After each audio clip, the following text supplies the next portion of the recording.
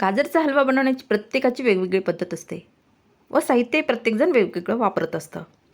तर आज आपण अगदी सोप्या पद्धतीने गाजराचा हलवा आणि अगदी चविष्ट असा तयार करणार आहोत. यासाठी इथे अर्धा किलो गाजर मी सालं काढून किसून घेतलेले आहे. आता गॅसवर कढई ठेवून यात 1 चमचा तूप टाकून घेतलं आणि गाजराचा किस टाकून एक 5 मिनिटासाठी मंद गॅसवर आपण अलटीपलटी करून घेतलेला आहे. 250 ml दूध घेतलेलं आहे, पूर्ण मलईसहित घेतले. यामुळे आपल्या गाजरच्या हलव्याला एक खव्याची टेस्ट येणार आहे. ते टाकून घेतलं आहे, मिक्स केलं आहे आणि एक 5 मिनिटासाठी झाकण ठेवून वाफ आणलेली आहे. यामुळे गाजराचा किस जो आहे पटकन शिजला जातो. त्यानंतर 100 ग्रॅम साखर यामध्ये टाकून घेतली.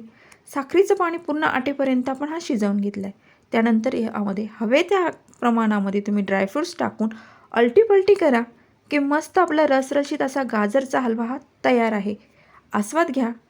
पण जाता जाता लाईक, शेअर आणि सबस्क्राईब करायला मात्र विसरायचं नाही हां.